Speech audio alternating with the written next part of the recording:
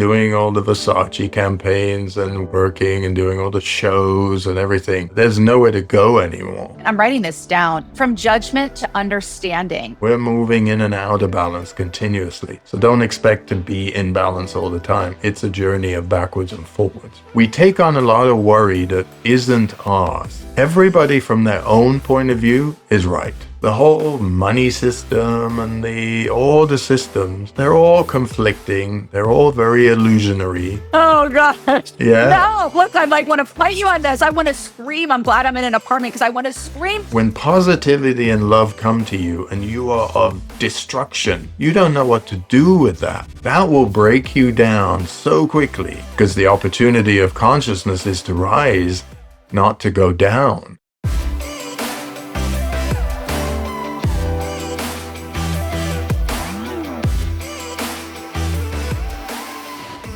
Hi there. Welcome back to Raj with Kate Ekman. You are in for such a special treat today. I'm already feeling more relaxed, more calm. And my guest today is here for you. He is so committed to his work and his mission that he understands that the work is about you, not about him, which is so refreshing and so rare. And he is just such a gem of a human. I had the privilege of meeting him a few years ago out here in California.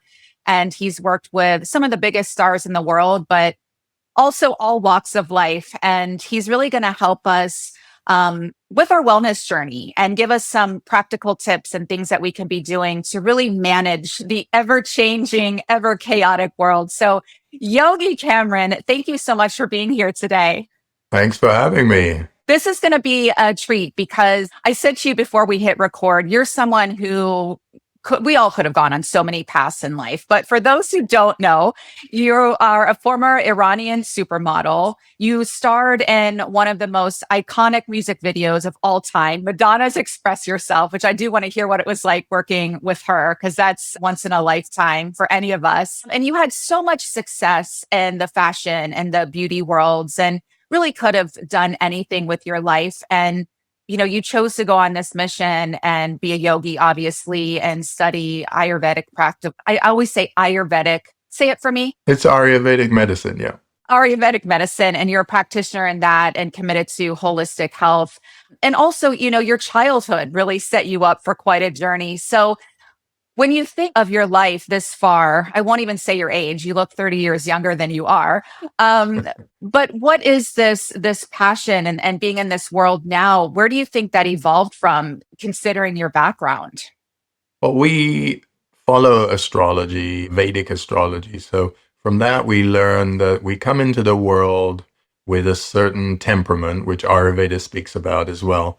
And that temperament is with us. That's to do with our body and our mind. Then Vedic astrology teaches us that we come in with certain karma and a certain way of being through placement of the planets. And that means our soul came into this body for a certain reason and it's living it out no matter what's going on. So your soul, my soul, everybody's soul took the body for a specific reason or reasons. It's living it out. Plus, we're living intertwining together, and we have society as a collective. So we're living individually and collectively within our karmas. I don't really think I chose to go to India and study Ayurvedic medicine. I became very poor actually doing that because it's not a wealthy path. So I went from the height of beauty of fashion and being the sort of icon of fashion and beauty in the men's world and giving it up and then going on this other path, which is really it's the path of beauty, outer beauty, and then the inner beauty. There is no logic to it. So when I look back on it, I go, I could have built so many different careers and gone on work with designers. I could have worked in a fashion house. I could have keep elevating that. And I just went downward financially and thing. But I rose spiritually, so, that was 20 odd years ago. And there's no rhyme or reason except it's karmic. My soul wanted that. And I'm sort of the last year or so coming out of, there's a place for outer beauty. There's a place for inner beauty and they can intertwine. And now I teach about and I follow myself longevity because going to be hitting my 60s in a couple of years. So if we understand, that's the beauty of Ayurvedic medicine and yogic science, the tantric paths, all of these were brought by sages, and they teach us that when you hit certain age of maturity, you should now switch into new things. So in my 30s, when I came out of fashion and I could have continued, it was just the end of an era, not just in fashion for me, it was just the beginning of a new era of discovery, inner discovery. I just couldn't avoid it. It was just something I had this urge, and there's nothing you can do about it. Yeah, I understand that. Before we kind of move out of that fashion and beauty era, though, I got to know what it was like being on set of Express Yourself, one of my all-time favorite videos. I can see it Yeah. in my mind right now. And then when I met you, I'm like, oh my gosh, you're him. What was it like being that up close and personal with Madonna and experiencing all of that? It was great. I mean, I don't know how old I was, 21, 22, something like that. Really young. She was at a height of her fame and sexuality and discovering herself. And it was a magical time to sort of be around her because everything was creative.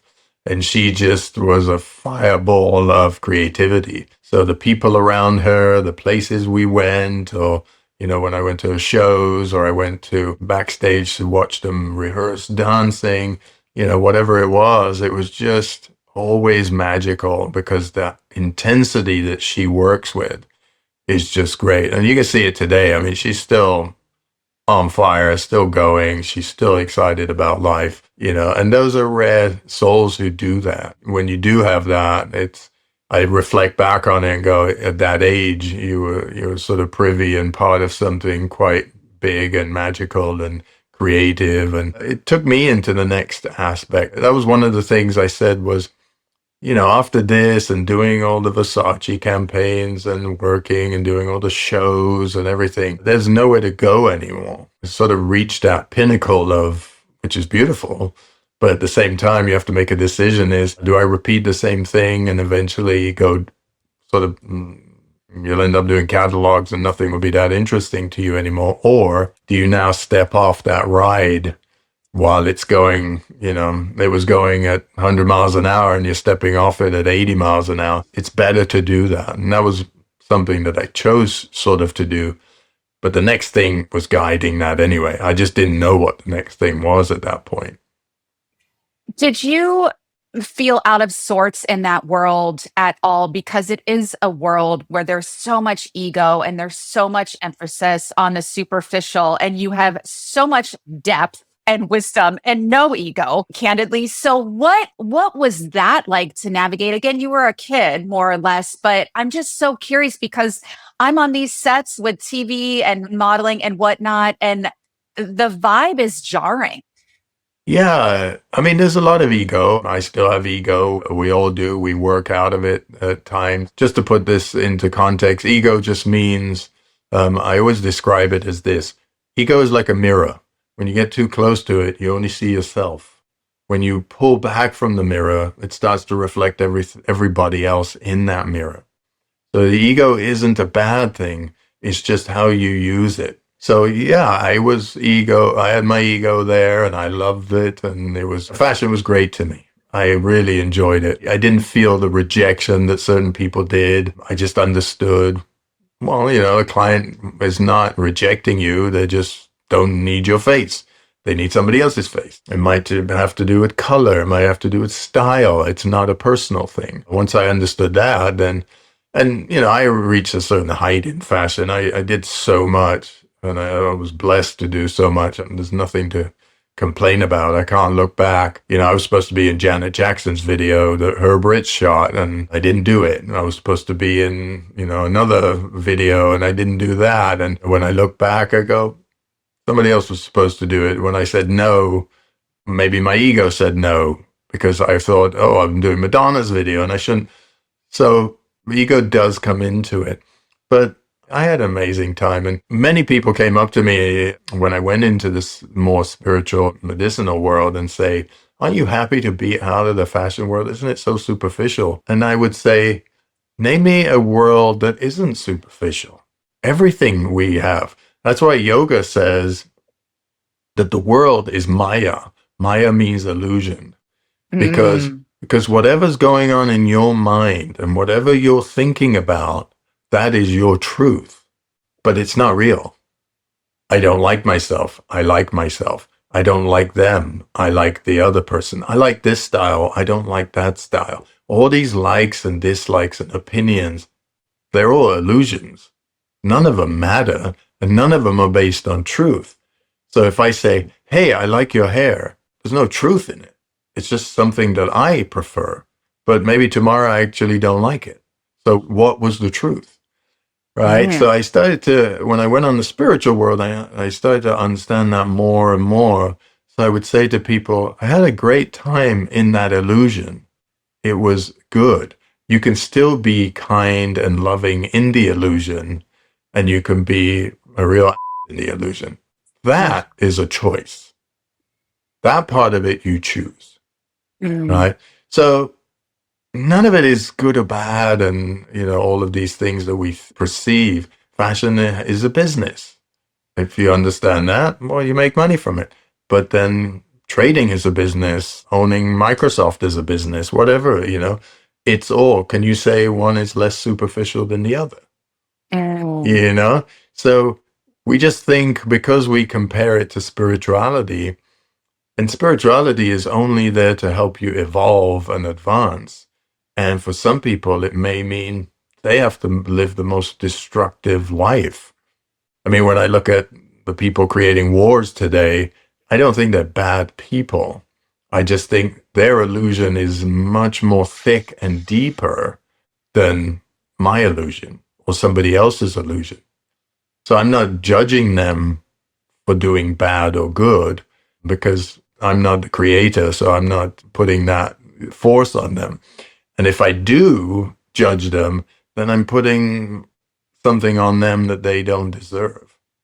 Ooh, there's so much here. Oh, I have so many questions just from that statement. But a few things, speaking of that and illusions and some however we perceive people and their decisions and how it impacts all of us in the world. And a lot of us are navigating transition and pivots. And listen, I'm fortunate right now. I'm temporarily in Santa Monica and I'm blocks from the beach and ocean and the negative ions. And that's spectacular. But my walk there is filled with unhoused people. And so again, it's so jarring and I'm so empathetic. And so I kind of just think, wow, the world is really suffering. And then I get mad at our government that I'm like, they don't care about mental health in America because I was just in Holland and my friend was taking a leave because her boss was toxic and the company was forced to pay her for her mental health, like because her boss is a jerk. And I'm like, what? So she's like, they care about mental health here. So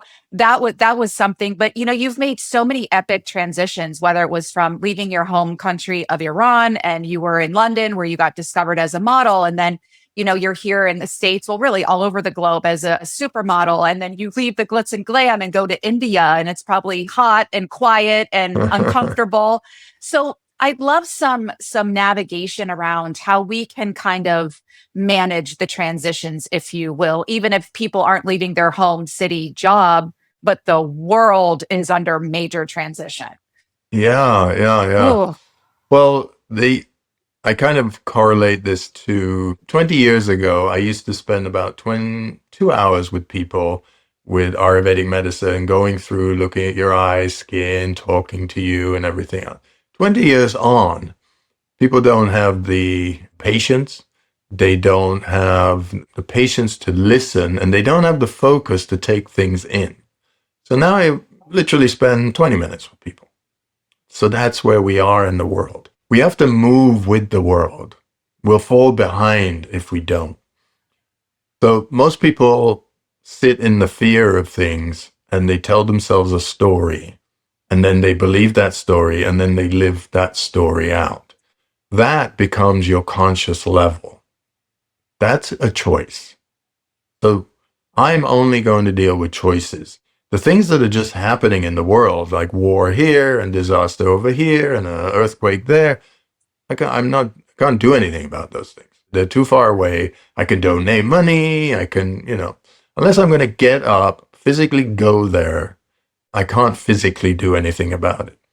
But mentally, I can sit here and do something about it, right? That is more powerful. Because if somebody's in a disaster, they need relief. Physically, you should be there if you can. If you can't, mentally, you should sit and be with them, some moments of the day. That's also very helping. Send some money, that's also helping. So I'm more about the choices that I make and the things that I can do, not the things I can't do anything about physically. And I can't be everywhere physically. So I'm also not going to worry about it, right? We take on a lot of worry that isn't ours. Oh. Right? We just keep taking on this worry and that worry and that. Oh. And actually most of it we can't do anything about. So why don't we, instead of worry, shift into a consciousness that we can do something about something, right? So I look at all things. The reason I don't have a problem with anybody is I'm just looking at everybody as consciousness. I'm like, how is that even possible? Oh my God. Continue. I'm just like, I was up all night last night worrying about certain people, like literally. And I so think my consciousness says, which I've worked with my therapist, that's their journey. You can't do anything about it. Do not get involved. If they reach out, you can help. So I still need I interrupted, but I still need, this is a real life example. I'm still grappling with, I care so much, but then I'm supposed to not care. So yeah, please walk me through this. Cause right now, even I was up all night and like the dreams and I'm just, I was like wrestling with it. Well, this is where most people are. Remember, we are a part of an individual consciousness, which is us, and then we're a part of a collective consciousness, which is the world, and beyond it, and the universe, and the whole thing. But let's stick to the world right now. When we go through reading things, and what we read, what we look at, what we hear, all of that becomes a part of our consciousness. That either helps to take our consciousness lower, keep it at the same level, or take it higher. That is a choice, right? We talk about addiction, we talk about all these different things, but actually at the core, they become a choice. We can say no, yes, or maybe. We can do that. So when we say, no, but I can't, we're telling ourselves a story that isn't true. That becomes our illusion that, no, I can't do that, but so-and-so can. Well, you may need training, but you can, right? So we don't need to go to the extremes and go, well, I can't go to the moon and become an astronaut. We don't need to talk that. We can just keep it right here at this level and say, what is it that you want to achieve? In your case, I don't want to worry. Well, then the practice becomes, let me stay away from the things that I have no control over, and I don't need to hear. So that becomes most of the news. Yeah. Yeah. I don't need to listen to the news. I might listen to some local news because if I'm, in your area, Santa Monica, if you want to help out, do anything, be available, great. Listen to Santa Monica news. There was an earthquake in wherever. Is that, do you need to worry about that? No. If your friend who you want to help doesn't want your help, well, that's their choice. That you don't, our guru said one time, give people what they want, not what you think they should have. Because ultimately what happens is you're imposing your control over them, and now you're acting out of ego, not out of service. So the difference between what yogis and people who are not on the path is we have a certain rules that we adhere to that we didn't make up. So all we're doing is following these rules of attachment and detachment and, not imposing ourselves and things. We're available, but we're not over available. We're keeping this sort of line of balance. So we ourselves are not pulled into things that are none of our business and that take our energy away, and that we're always available here for higher consciousness. We don't want to go lower consciousness. That's not where we want to be. So that's why the conversations we have, the things we watch, everything. So when I'm watching something, it's informative. I don't need to watch 20 more things about the same thing, right? Even if it's informative, right? So I like, for instance, short format documentaries. They're usually about 20 minutes long or 30 minutes. I don't watch things that are 2 hours, repeating themselves over and over again, because I also don't want that in my consciousness. I'm treating my consciousness because my consciousness is this conversation here, and everything you and I are saying is going into my subconscious and becoming a recording. So I want to elevate all day long, continuously, every day with the conversations I have. So when I get a text from somebody who's telling me something of a lower consciousness, I will elevate them with a higher consciousness. Mm. Right? And I'm not going to go 10 steps forward where they go, what are you talking about? I'm going to just suggest the next step that I feel that would be, from what they're telling me, the next step would be this. So this is how we stay useful to others, we stay useful to ourselves, we don't get pulled into lower consciousness. Because the only difference between everybody, and this is what I was saying, the reason we don't get annoyed with anybody is we don't see them as, oh, Kate does this and so does that. We see it as their level of consciousness only allows for this right now. I can't be upset at so and so for doing what they do. If their level of consciousness is here, I can't expect them to be here. So I sort of see it as everybody's lined up in this level of not higher or lower, but in line. And I'm going, I'm growing in consciousness at my level, at my speed, and somebody overtakes me and they're growing much faster. So I look at them as aspirational. Yeah. So, and then I see somebody behind me, I should be supportive to them. And then there's a whole bunch of people at my own level. So, we should be supportive to each other. So how can I be upset at consciousness, right? So I can't be upset at anybody in the world because I'm just looking at them at their level of consciousness and saying, well, they do that because they're at a certain level of consciousness. And then I see somebody in front of me who's at a higher consciousness and I say, what do I need to do to get there? So between being of service to the one who's not there yet, being supportive to the people around me, and aspiring to go forward, I have no time or energy to judge anybody because the way of the thought process doesn't allow for judgment. Thank you for being there and saying that, because as you're talking, a few things came up, but I heard judgment and jealousy, because I not only can imagine, and it's not an illusion, I will say fact, that I'm sure you have been on the other end of receiving some jealousy for Oh, a yeah. myriad of reasons. So I think that that's coming up right now. Some themes that I'm seeing, first of all, what's going on. I don't even want to call it political. I don't think clean air, food, water in the United States of America is political, but that's something I want to discuss. But as you're talking, it's the jealousy. I did a post recently that I'd never gotten so many messages in my life about friendships. And I feel like a lot of people, because it's a product of what's going on in the world and consciousness, a lot of people are outgrowing friendships or relationships with Yeah. family members. So to put all this together, based on all your training and your wisdom and your consciousness, what are some high level conscious tactics we can use when we're on the receiving end of jealousy or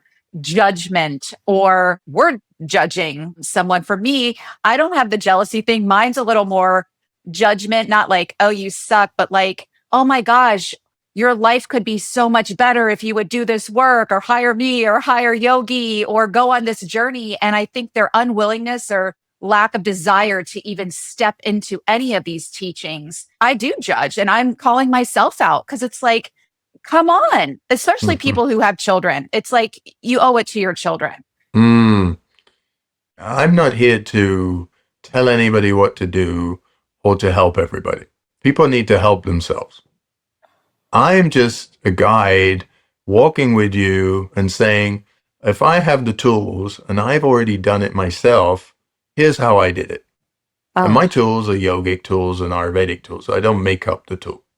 If somebody else is better for you, then you should go to them. Because I'm only good for a certain amount of consciousness.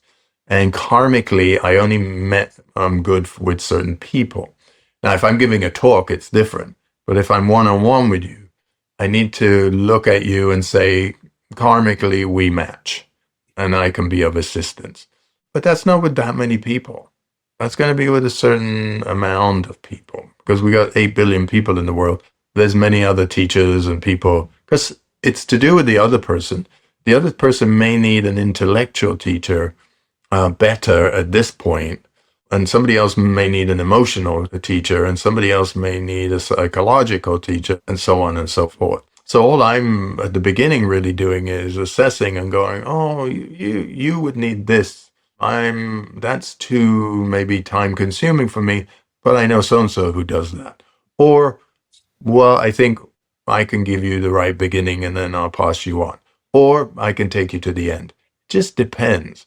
We have to take not what we think it is, but we have to look at the other person. So that's how I deal with that. And I forgot what you asked me a judgment. So jealousy was the first thing you said. yeah. I gave you a lot because I get downloads and I'm like, gosh, there's just yeah, there's so I deal much. with jealousy as be happy you got attention. That's epic. I've never heard It's that. great. It's great. They're basically giving you attention. Now it's up to you to see it negatively or positively. That's all it is. So I'm sure there's many people write yogis an asshole or whatever they write. And somebody wrote in a group chat the other day, for years wrote bad things about you on these different chat groups and things. And, I had psychological problems. I'm sorry. I got treatment, blah, blah, blah. Wow. And I said, and I wrote to whoever it was, I said, at no point did I judge you for anything you said because you were going on that journey on your own. So I have to understand it. I can't judge it. So I replace jealousy, or judgment actually, with understanding. So all I need to do is, it's so easy. I just switch places with you straight away and whatever you wrote, and I say, oh, this is what they're going through. I don't know what I would have done, in the same situation because I'm not in the same situation. So I can hypothesize that I would have done this and that and the other, but it's not really true. It's an illusion because I'm not in their shoes. So whatever they did, good or bad, they had to go through it. I don't need to step into that energy and say they're good or bad. I need to be supportive and say, welcome back.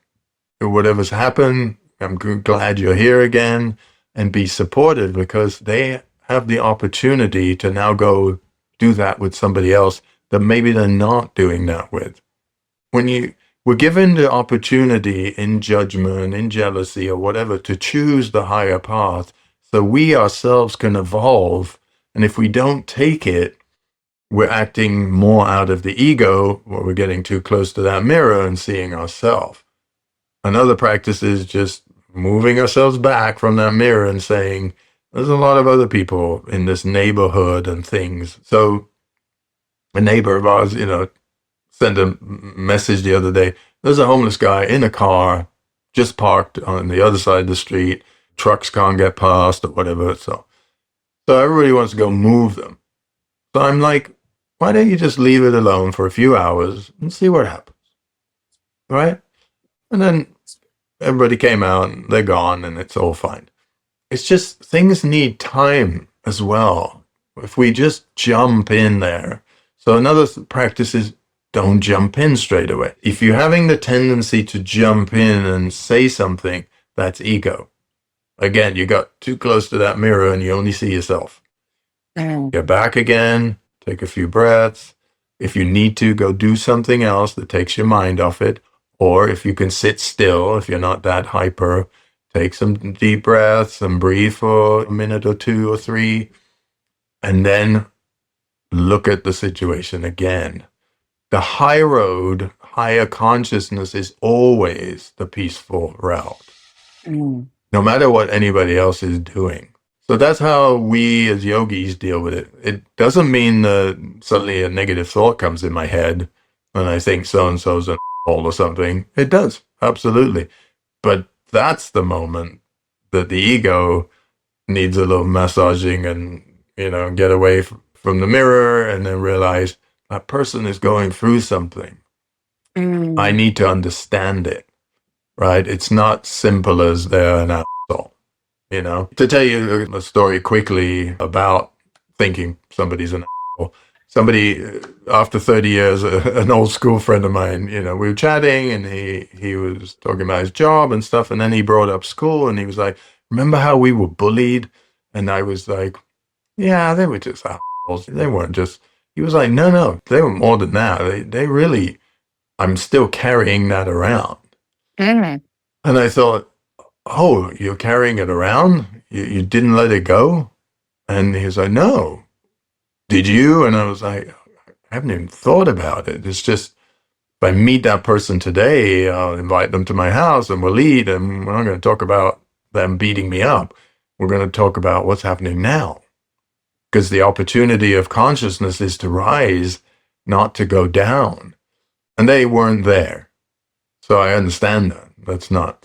But I came away from that thinking, if somebody isn't there, telling them they should be there isn't useful to them. What is the next step is the useful thing for them. And do they even want to take the next step?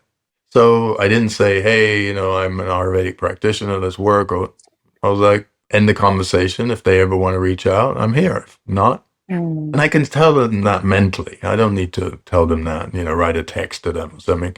Mentally, I can sit there for 3 seconds and say, I'm here, and that's it. Mm. So we're tapping into all the higher faculties that we have. Words are one way of communicating. Sitting here thinking about something is another way of communicating. I don't need to always tell the world what I think. If I do, great, go out there and do it. But my inner journey, after I came out of fashion and went to India and started go on that journey, was really about connect outward with people, but most of what's going on is inward. You're going to have to learn how this world inside works. And it works in silence. It doesn't work with chatter. It doesn't. It's about listening. It's not about talking. It's exactly the opposite things we do outwardly, right? Outside we talk, we communicate, and then we're doing. The inner world is about silence, stillness, and listening, right? Yeah, I was going to say silence has become a purification ritual for Mm-hmm. me. And as we're talking, because I'm sure some people, at least one person has come to mind from your past or present, a bully, someone who triggers you, whatever, it's the jealousy, judgment. So even right now, I'm like, well, just talking to you is a purification ritual. But what is one of your favorite purification practices that, if something should come up, for me, I'm like, Mm-hmm. I'm doing so great. I'm on it. And then I step on a TV set and some woman's hurling some sort of energy at me and I'm very sensitive. And I'm like, what the heck? I've been nothing but nice to you. Why does my presence bother you so much? And I'm going to think of you and carry your book around, the Yogi Code, which I want to get into. But what can we do on a consistent basis, a purification ritual? And then even if you can speak to that moment, it Mm-hmm. wouldn't even phase or affect you, but it still would affect me, not to the degree it would in the past. But can you speak to the purification of this? Whew. So in Ayurveda, we have two forms of treatment. One is first purification, second is nourishing. So for everything that you take out of the body, you need to put back into the body, Ah. right? So one of the things people do is drink water all day, and they're purifying, but they're purifying too much because they keep all the electrolytes, all the minerals, all the vitamins, most of them are going out of the body. We need to get those back into the body. Ah. So when we're purifying, purification can be a thought. Purification can be water. Purification can be taking 1 minute of deeper breaths. It depends on you. Which one are you more inclined to? So if I choose breathing, some people will say, I don't have patience for that. But I can say, put some lemon in your water, sit for and drink that slowly and take a minute. They say, oh, I can do that. For somebody else is close your eyes, lie on the floor and meditate on the third eye here. Somebody may say, I can't do that.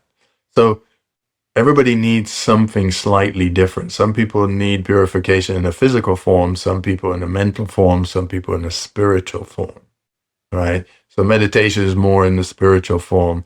The breathing is more in the mental form, and the drinking of the water is more in the physical form.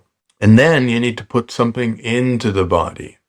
If you're going to, like I said, with the water, if you keep drinking water, all you're going to do is pee out all the good stuff. And one of the ways you know whether you've come to the point you don't need any more water is when your pee is of a very slight yellow color or has no color. You don't need to drink any more water. So that's understanding purification is not necessary in the physical form here. Obviously, there's many more purifications. Fasting is a purification. If you're having a very bad time physically and you're very emotional, it's better to drink something all day, like herbal teas, like Tulsi tea, dandelion root tea, things like that help the body cleanse, but you're still getting warmth inside of you, so nourishment inside of you, where you're taking a bowl of soup to counter the cleansing. So when you think about cleansing, always think about nourishing as well. You can't not nourish yourself.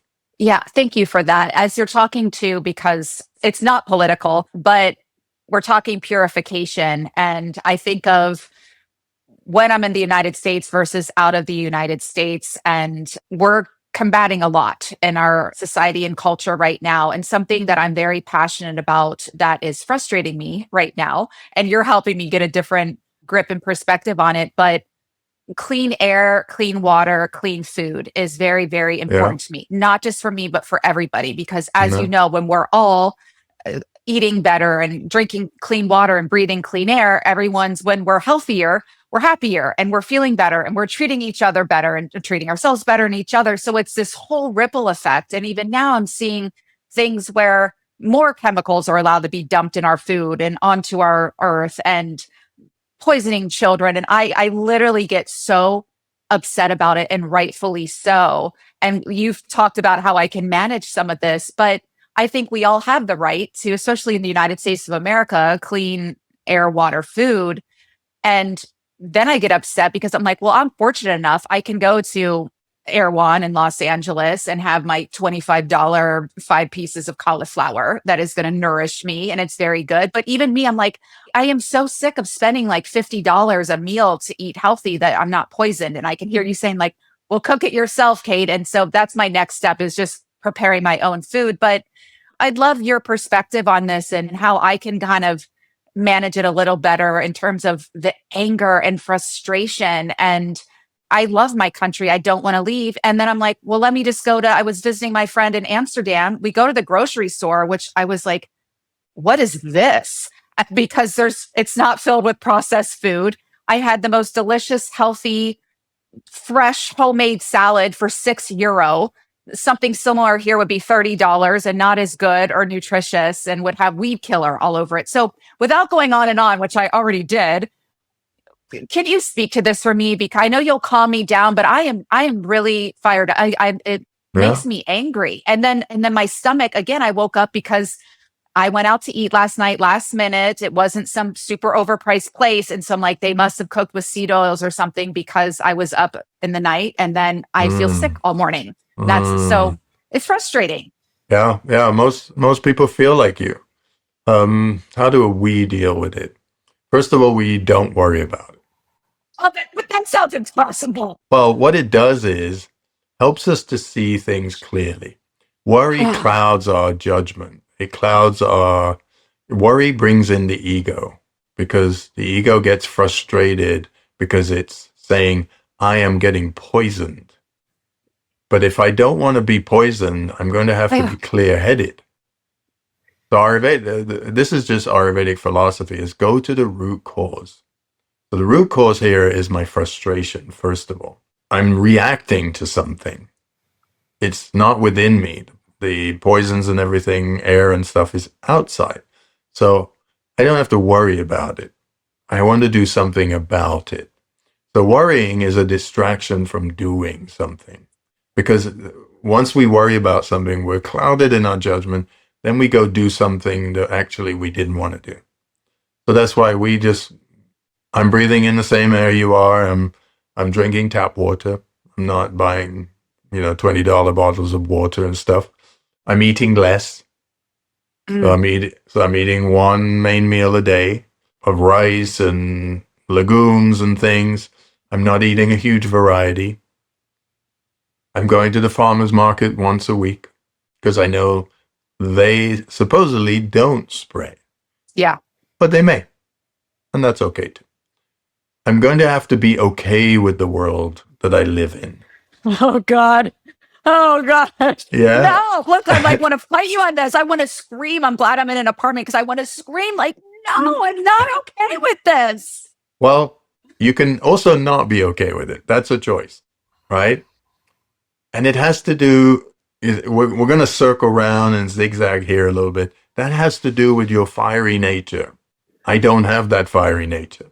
I do when I play pickleball, and I do when I go to the gym. But I don't need that fiery nature. It doesn't serve me, whereas it may serve you. So you have to honor your fiery nature. You don't have to become like me or somebody else. This is where we honor each other, right? This is where we have to say, that's the other person's nature. They are a fighter. So I'm not looking at soldiers who are going to war and blowing people up as bad people. And neither are some people, but other people are. Somebody else may say so-and-so is whatever, he's a killer. It was his nature. I don't agree with what he did, and I don't support it. I'm also not thinking about it very much. I'm just saying it was his nature. So I'm taking his side of understanding because I always want to understand everybody. Because I'm reminding myself we're just souls in a body traveling here to get to a higher consciousness. We don't know karmically what that road looks like. Nobody's privy to, this is what's down that road. Because a lot of us, most of us, we're all walking it for the first time. There's potholes and there's trees and there's guns and there's all kinds of stuff going. So maybe partly this is my karma. Partly I got this from, I lived in Iran. My mother was English. My dad's Iranian. I came from no religion. I learned about Muslims. I learned about Christians. I lived with Jews, and everybody was doing their thing. I didn't grow up with prejudice, so I could go on the yogic path and understand. So yes, I got thrown out of Iran into boarding school, and a lot of trauma started there. But my first 10 years was solid grounding, which very few people have. So that was part of my karma, right? Wow. So I have an understanding of things to some degree, but I always want to understand other people first. I don't want to judge them because I don't know what they're going through. And no matter how horrendous, I'm looking at Netanyahu right now. I don't watch the news very much.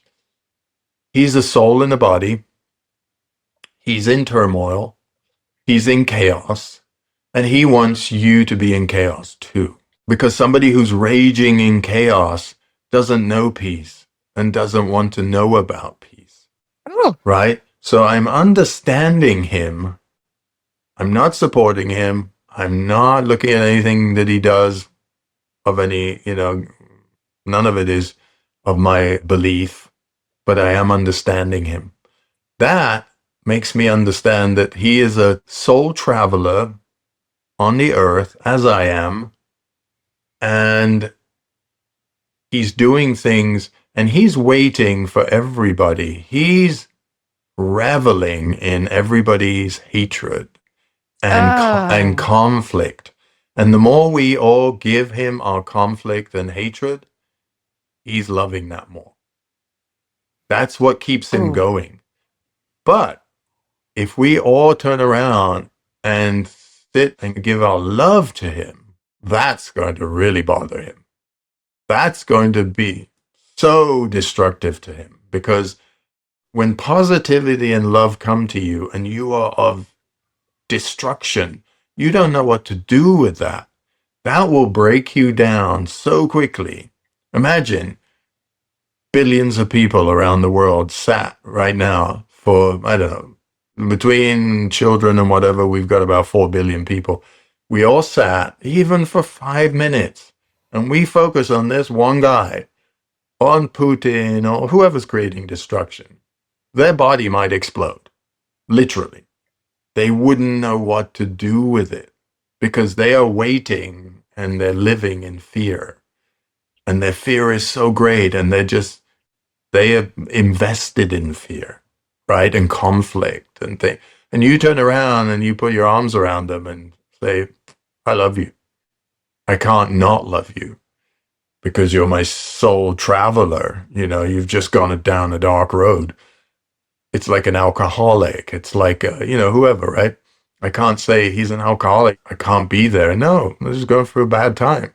They're a drug addict or whatever. We are giving ourselves the opportunity to think higher, go higher in consciousness. Don't judge anybody so our karma is attached to them. I don't want my karma attached to anybody, because then I'm going to have to live with that karma through them, and I'm already having a hard time with my own karma. So wow. this is the yogic thought pattern. So we do have the answer. We've inherited a world that's very conflicting. The whole money system and all the systems, they're all conflicting. They're all very illusionary. Today, we can all be fed. We can all go live in the fields and whatever, feed ourselves, have a home. We don't need to buy anything. We need very few things. From all the things we manufacture, we probably need 2% of it for our existence. The other 95%, 98%, we just choose to use and manufacture and go to work and work hard and give up our time. We choose to do that. We don't need to do any of it. And that's why the sages thousands of years ago went, these people are going to need these practices because they're going to be lost in that illusion of tech world and AI and social media and all this stuff that they don't need, and it's going to make them sick and it's going to give them problems and health issues and stuff, but they're not going to know how to stop it. You're bringing up something that I've been thinking for years, and now it's brought to the surface again. And it's one man in particular who triggers more people than anyway. And every time I see his non-supporters are people who actively and openly hate him, but post about him and say his name and share. And it's just, I think, for instance, I'm going to share this episode with so much love and joy because I love you. I love this conversation. I love what you said. I'm like, this is going to add value. That makes sense. What doesn't make sense is promoting essentially ideas that you hate. You hate, but you're posting about it. Yeah. You hate what he stands for, but you're doing exactly what he's doing. And I just wish everyone would listen to what you just said again and again, and what to understand first themselves. Or, now there's a fashion ad of all things, and people are attacking this celebrity and this actress and going off about it. What do you make of that? For me, I think, let's say it's these 1,000 people coming for some actress they do not know. Do they not want to look at themselves? And is it just so much easier to hate said celebrity? It's so toxic. You talk about purification. And I think if you spent even half of that energy going for a walk, reading your book, listening Yeah. to this podcast, can you imagine the different outcomes they would feel in their lives? Yeah. Well, the majority of the public are way too invested in other people's lives. They're not invested in their own life. That's why they're not well. They're not physically well, psychologically well. They don't like their own lives. They find it monotonous. That's why they go on social media and just browse and, spend all that kind of thing. And that's the majority. They find that life's too difficult, which has become. It's too expensive. The future doesn't look bright. So it's like, what am I making effort for? Then you've got the young people who are Gen Z and soon the ones below them and the millennials saying, well, my parents went to work, they bought a house, they bought a car. What have they got to show for? They're not that well. They're not loving life so much. Going to play golf or this and that and the other. They're just passing the time before they die. And that's how that generation sees it. And then says, what did they do and what did they leave me? They left me pollution. Did I need a car that goes, do I need two cars? Do I need all this? Do I need to keep flying everywhere? They've basically polluted everything and said, here's it's your problem. So when I look at that, I put myself in their position and I say, they're completely right. And remembering everybody from their own point of view is right.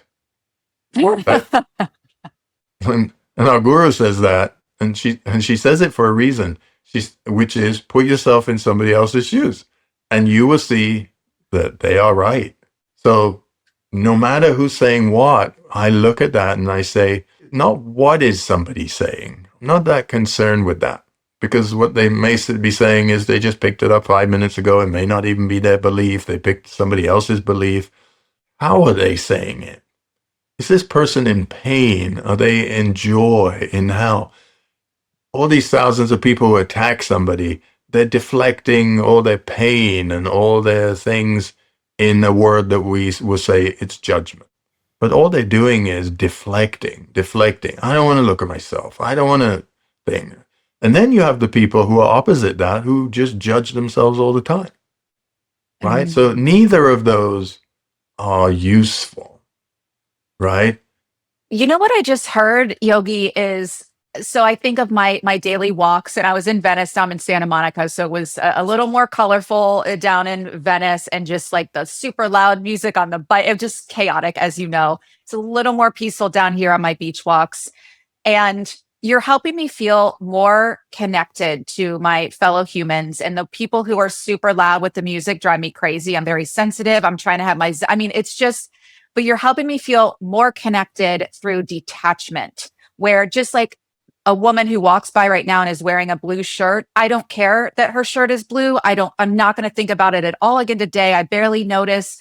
It's kind of that energy, but not in a dismissive way, in a respectful way. Like, all right, you've got your super loud music on. It's noise pollution. It's super disruptive, but I hope I'm even articulating it correctly, but you're helping me with that right now. And I hope what everyone's going to take away too is just the peace and calm, but also, again, just understanding that person with the loud music, maybe no one ever paid attention to him, and he really needs me to be disrupted and kind of like, look at me. And so I don't know. I don't want to go on this long tangent about it, but do you see how you're helping me? It's like this little thing just happened in my brain that clicked. Connect with everybody. If you connect with everybody, you're going to understand them. Not a great analogy, but I was playing pickleball a couple of days ago, and I seemingly hit the ball in a very aggressive way, and it hit the guy. He was a little upset and the whole thing. And I was like, sorry, I meant to hit, because in pickleball, we don't aim for the head, obviously. And it hit him here, and he got a little upset. But then when we came off and we finished the match, he was like, oh, hey, Yogi, it's you. He totally forgot about what happened before, because he now put his focus on, hey, I know you. He connected. So what happened before? And I was like, oh, hey, sorry, I hit you. And he's like, oh, forget about that. See, done. 1 second. Yeah. Connectivity is going to allow us to get more personal, to understand that the other person has their point of view. They're not that different. We spend so much time trying to be different in how we look, but actually we're all kind of similar looking and in many different ways if we look from the lens of spirituality rather than the lens of ego. We start to see, oh, everybody is just trying to figure it out here. Some people are just doing crazy stuff. We know, yes. but the majority are here. Let's focus on them. Because actually, the ones who are super crazy over here, they just want your attention. Yeah. They want your vote, they want your money, they want you to give them attention or whatever. But ultimately, they just want attention. That's all they're doing. So if you focus on all of these people and you go outside and go, that sound is super annoying, but actually it's annoying to me. What is it within me that finds it annoying? Because those people over there seem to be enjoying it. So, Mm. right? So it's, Sachidananda said, adapt, adjust, accommodate. And within those three words, you can apply those continuously all day. Oh, I have to adapt here. Oh, I should accommodate here. I should adjust here. And I could play with those three all day long, right? With my neighbors, with, wherever. I'm going to be in traffic. It doesn't matter. If I start to see that I'm just with soul travelers here, one is going to cut me off, one is going to berate me, one is going to love me, one is and I've got kind of a balance going on here, right? Not everybody hates me, not everybody finds me annoying, not everybody loves me, some people love me. Actually, this is where I should be spending my energy, with the collective, with most of the people. The issue we have is these few people over here keep getting everybody's attention, and then and then everybody in this here is talking about them, which is what they want, instead of everybody talking about each other. And working on themselves. And so what you're talking about is not apathy at all with these certain people who are, let's say, polluting our water. It's you focusing on your assignment and doing this work and having these conversations and helping people. And then, you work with me, you get me to another level. Then I'm able to go out and impact, instead of 1,000 people, 100,000 people. And then some people through me, that I can help them. And that's what I'm trying to build, is soldiers like that, Yeah. as opposed to getting everybody all angry. And Yeah. what a waste of energy. Yeah. And I love the haters. They make me better. I love the ones who say bad things, because they make me think not badly of myself, right? I'm not going to step into their reality. I'm just going to understand them and say, maybe if I use this word, they'll like that better. Because my intention is to have a relationship with you so we can, bond and stuff. My thing isn't I'm a lone ranger out here, right? So I need to, if I'm cooking something and you don't like it, if you don't like garlic, I'm not going to put it in the food, even though I think the garlic is good for you or I like it. I'm not going to put it in the food, and then you're going to eat it and go, oh, this is really good. If I put garlic in it, you would have gone, same food, you would have been like, yeah, I don't want this. So I'm not saying you should get used to garlic. I'm saying, well, this time I'm not going to put it in. If I want it, next time I won't invite you, or I'll just eat alone, or whatever it is, right? I'm accommodating, right?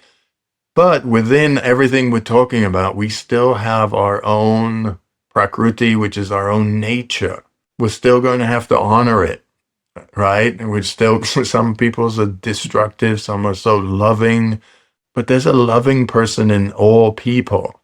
And if we cater to that, we're going to be better off for ourselves, because it won't make us frustrated being loving, knowing that somebody else may not reciprocate that love, and that's okay, right? It's it's still a practice for us, right? So it should be a practice for us. And then knowing the other people, they're going to say crazy stuff, and it's okay. Our water's going to be a little bit more polluted. We're going to be okay. I'm always of the mind, it's all going to work out. It will work out. So as I'm projecting this into my subconscious continuously, it will work out, right? Because ultimately I know karma is there, or the soul is in this body. Soul can leave in an instant right now, drop this body and move on. Why doesn't it? Because it has its reasons. I'm not privy to those reasons. And I know this body will drop at some point. So I'm just trying to keep it healthy as possible, but I'm not worrying about it, right? So I'm not, I watch some of the guys out there who are doing all the longevity stuff. Yeah, And yeah. they're doing 10 times more than I'm doing. And they're going scientific, some of them are doing stem cell, some of them are, they're doing all kinds of stuff. I'm not bothered about what they're doing. I'm not bothered about what they're taking, what they're promoting. I'm going, that's their thing. Let them do whatever. That's their trip. I know in 10 years, and then in 20 years, and in 30 years, they'll change their tone. Because I know life will teach them something. Right? My tone was different at 20 as it was in 30, as it was in 40, as it was in 50, right? So I'm giving space to people. I'm not going, oh, what he's saying is completely wrong. Let's go Mhm. debunk this dude, you know? Yeah, And yeah. because there's a lot of that already out there. There's enough people debunking stuff and things. Let's get people unified. Let's understand that people are different. Let's know that people are going to do destructive things and crazy things. And it's not going to be exactly perfect the way we want it, but it will work out because we have the intention to make it work out. Now I can get up in the morning peacefully after a peaceful night of sleep where I'm not worrying about people, and I can serve the day. And that day is whatever it's going to be. And then be the next day. And every day is Mm. building on the next day. And hopefully, my intention is I am growing in consciousness.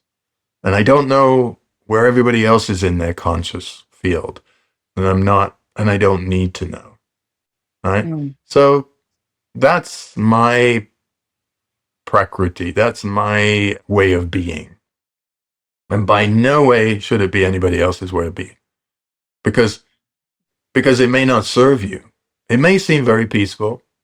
Serving me, it may not serve you because Ah, yeah, we think Donald Trump's a crazy dude. Some people love him, some people hate him, some people are like whatever, a lot of people use him. He's being used in many different ways. He has his own intention, which is pretty clear, out there. But I want good things for him because I want him to serve the people. I want him to have love for the people, not only for the people who love him or give him attention. That's what he wants. That's the people he serves, the people who love him and give him attention. Great. Let me be one of them. do you think he would be able to receive pure love with no agenda?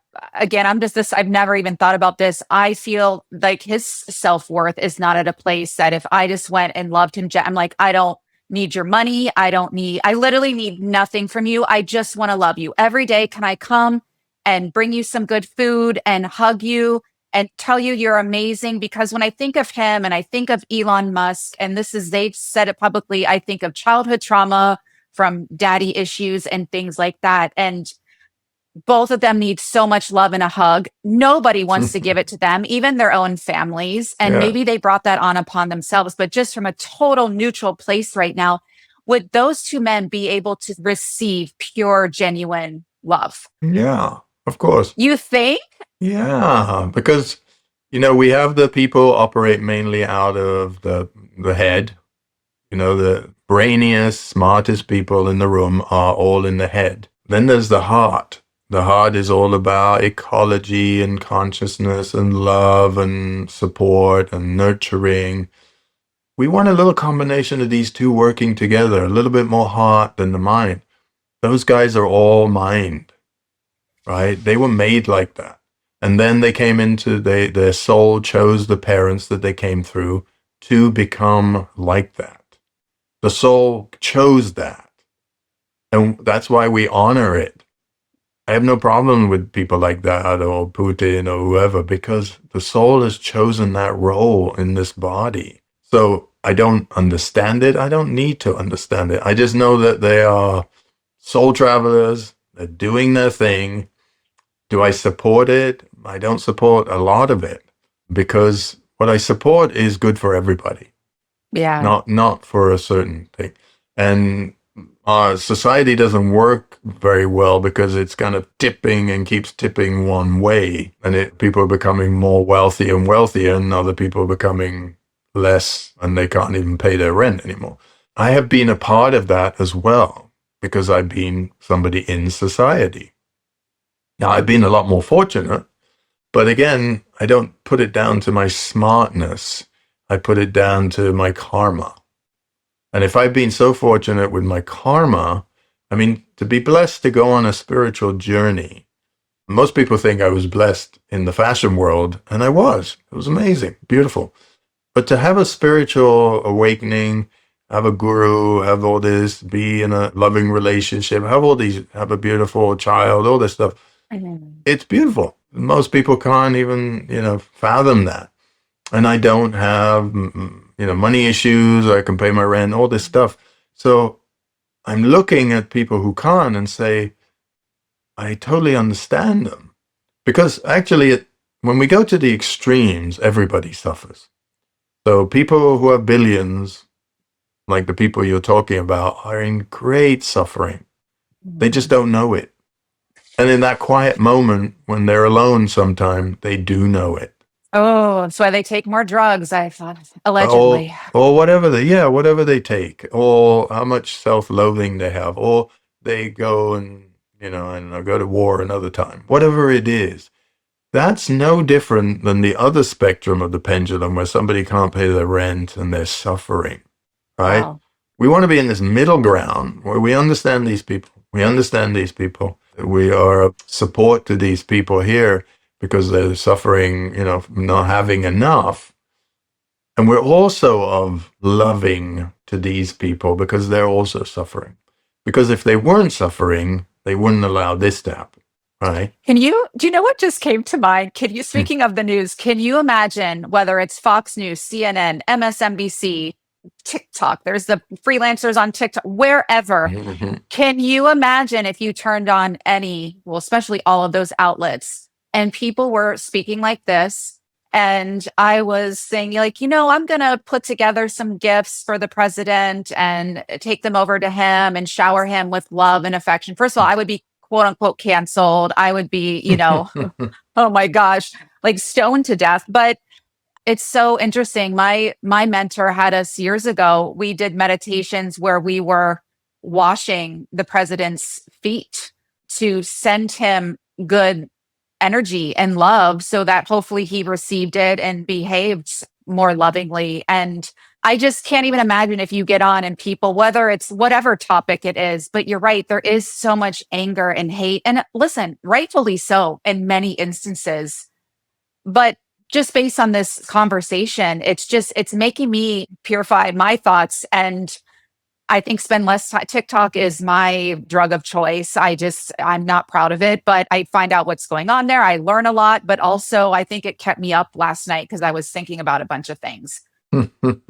So I'm offering it for people, and it is a practice, and purification of anything is not easy, but there are so many benefits because what I'm feeling and hearing from you is you're not quote unquote changing anything in terms of the water, the air, politics, etc., but you're changing your own inner world. And I think that's what I've been looking for from a parent or a friend recently. I need so little. I'm so self-sufficient, but the power of someone genuinely and kindly saying like, it's all going to work out. Or, I was sharing with a friend, like, oh, I'm going to be coming back to New York, this contract, this, that, and the other. And like, he said, I think 3 words over text, like, you'll get that contract with the prayer hands.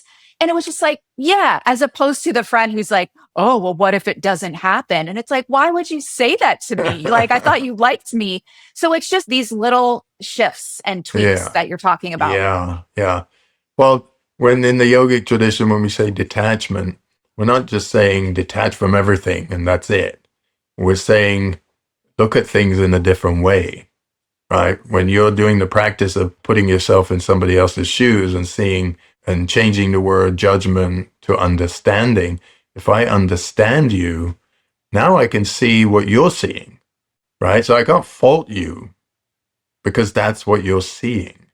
I love from judgment. I'm writing this down from judgment to understanding. And I think a simple way to think about this, because I'm not a psychologist, but it all comes back to childhood. It all comes there. I think of like even the woman who's nasty to me at the TV job. And it's just like something clearly happened in her childhood. it's unresolved. And then the part of me that wants to judge her, it's like, it's not your fault where you got it, but it is your responsibility to heal it. And I've spent all this time, energy, money healing my stuff, heal your stuff. So I don't have to deal with you. You see where I'm going here. But I think when I look at her and be like, A plus B equals C, I get it. Then I don't need to be in the pig mud wrestling around with her. It's just, Yeah. right? Well, see her and where she's coming from, but also recognize that you're taking it in a certain way as well. And she's Um, helping you recognize within you, because here we're talking about longevity, wellness, consciousness. And if we're going to rise in consciousness,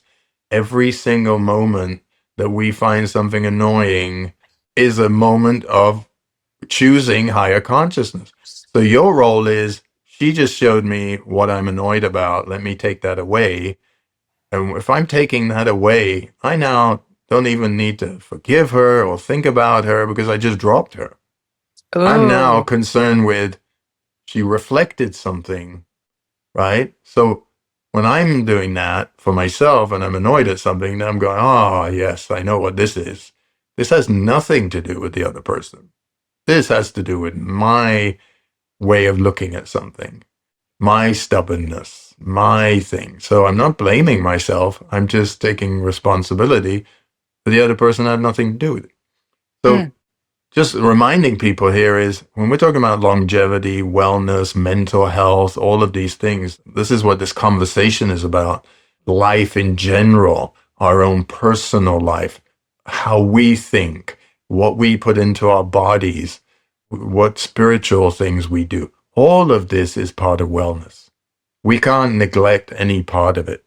Years and years ago, things were a little easier and life was easier. Now, life is a big challenge, many things coming at you. You have many choices to make. Make the right choices based on wellness, right? Choose to be on TikTok or whatever you're doing up to that point of wellness. Do your emails up to a certain point of wellness. Then go do something else. Then come back to them. You have to judge your own wellness, and nobody's there to do it for you. And that's the responsibility of today. We want other people to do it for us. Tell us how it is. What's the latest hack? What's this and that? Because we want to run off and do something else. But mm. our own well being is our own responsibility. And as quickly as we learn that, we'll be able to live in much more peace and harmony and all the rest of it. Because a lot of the stuff that I've just been saying, especially with the extreme stuff and extreme people, that's not doable for most people. That's not even within the sphere of somebody, because yeah, you might be calm right now and you're listening to this and you're like, oh yeah, that sounds amazing. In 2 seconds, you're going to be doing something else and you're going to be back to your normal self because you've been feeding your subconscious for however many years the other stuff. This is a new thing. You haven't practiced this yet, or you've practiced this a little bit. This isn't your reality. So don't expect yourself to, right this moment, you're going to start being, sending kind, loving words to the world. So make a point of, I'll bring wellness into everything, my conversations, my thought pattern, and wellness will be the guiding light in front of me, showing me when things are too extreme, when I haven't done enough. So whether it's drinking water, eating food, thinking, working, family, whatever it is, think wellness. And Okay. then your that sort of is your North Star guiding you. And then when you're about to fall off the edge, you'll be like, oh, well, to keep wellness, what should I do right now? Mm, yeah, and choose again or choose different in many Exactly. cases. Knowing you do have a choice. It's okay. Just keep reminding yourself, I do have a choice. Yeah. It's empowering to remind yourself, I have a choice. If you keep telling yourself, I have no choice, then you will have no choice. I think what I love about this too is like you said, because I will let you go, but I could just sit in your presence all day. It's calming. I get the chills. Like I'm feeling it. I'm feeling the words and the ideas. And you're right, I feel great now. It's just, as I like to say, I'm like, it's easy to feel peaceful at the spa or in nature. It's a different thing to experience true peace on a packed New York City subway car, or just everything going on in our world today. And I think, thank you for acknowledging that it is more challenging than it was even a few years ago. I'm like, oh, I long for 2019, or I long for the 90s, the 80s or 90s. That's why I always listen to it on the radio, like 80s on 8, 90s on 9. I'm like, take me back to the swim club where life was simple. But then I kind of like the juiciness of navigating the world. And, our ancestors will read about this time period that, Yeah. what we would read about and think, how did they survive that? Or that sounds awful. And I think, wow, Hmm. we chose to be here at this time, our souls. So I think just acknowledging and embracing that.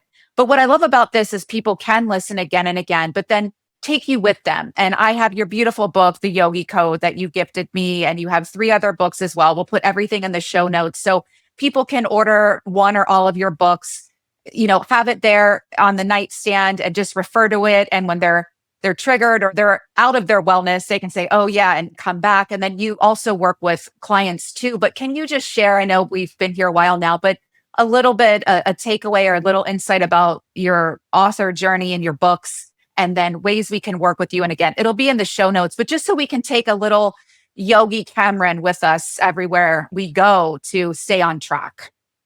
Yeah, the Yogi Code is the latest book. That is more about 5 practices that you can do.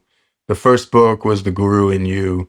That one is a mixture of some stories, Ayurvedic medicine.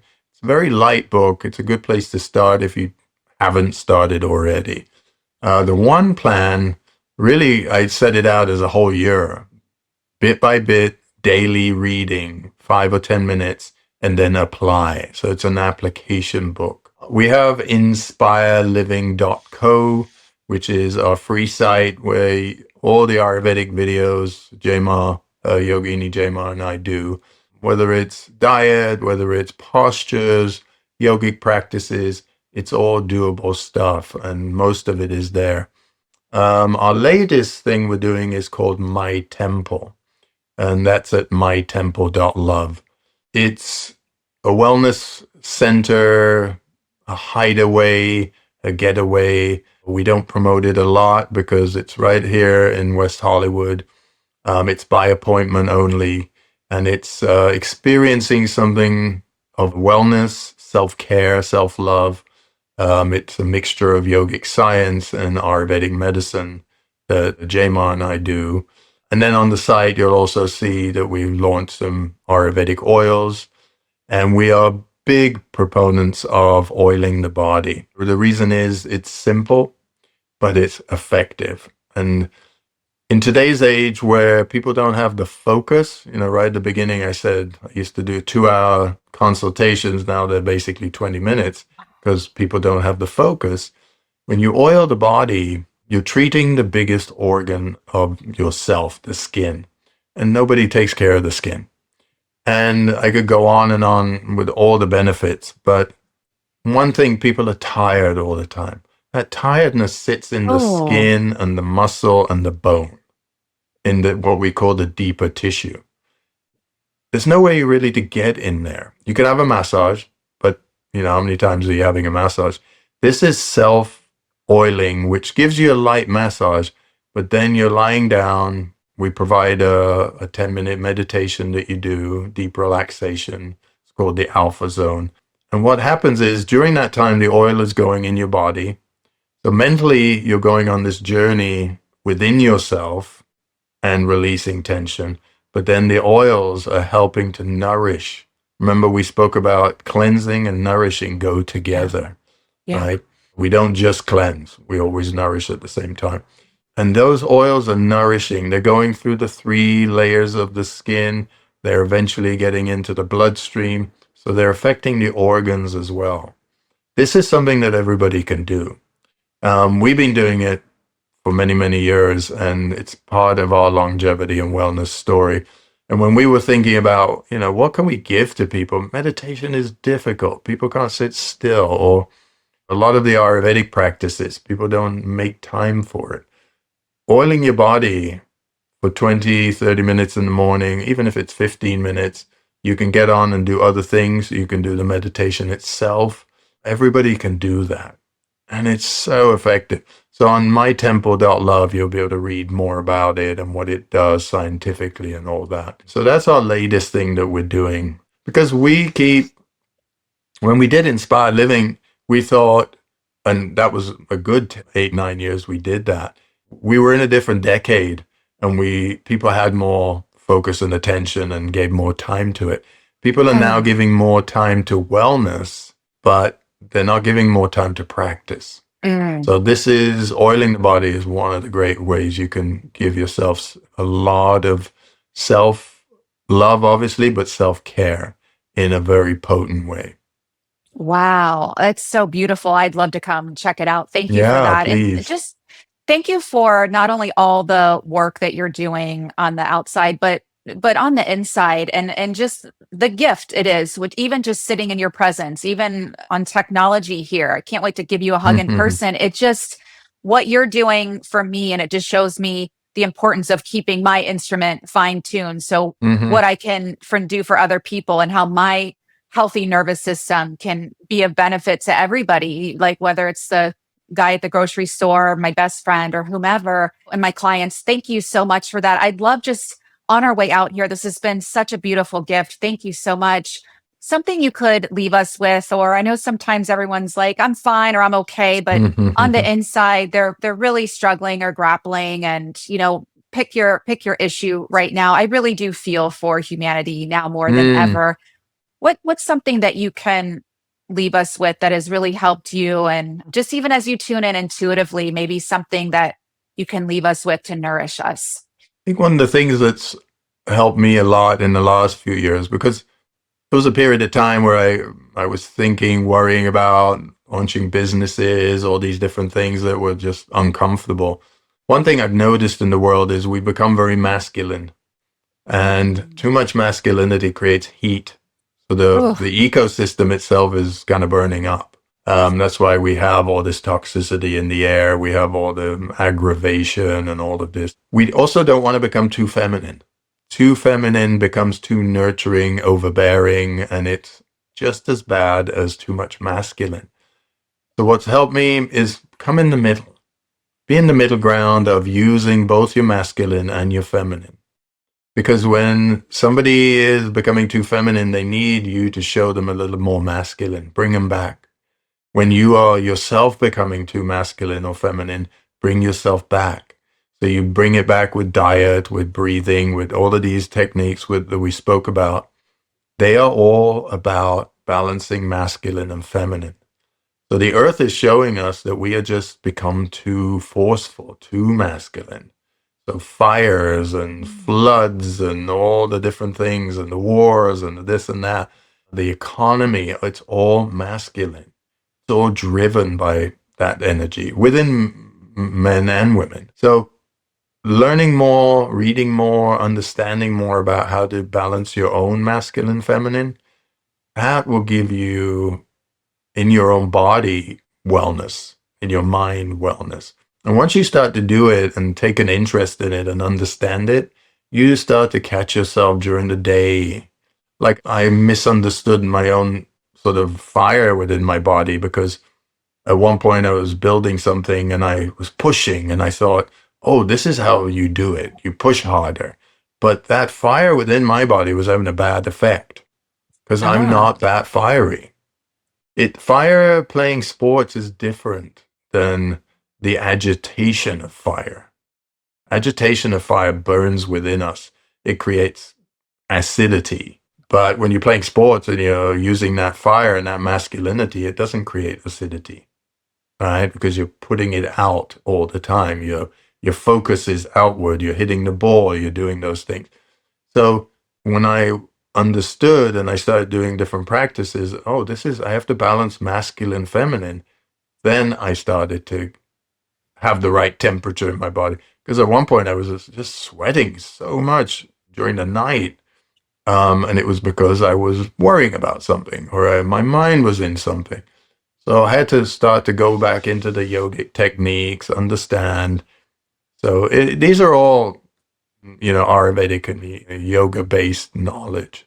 So that's something I would say that would really help anybody, especially at this time.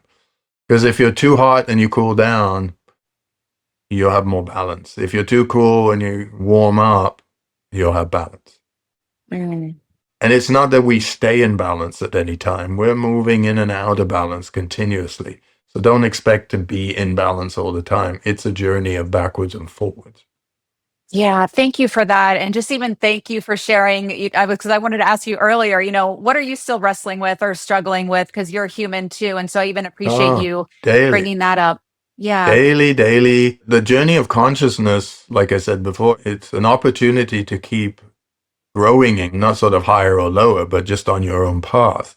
The beauty of spirituality is nobody can say where they are on their path, and nobody can say they're beyond somebody or below somebody. It's just a very personal thing. So within spirituality, there can't be judgment of yourself or somebody. You can Mm. only experience it.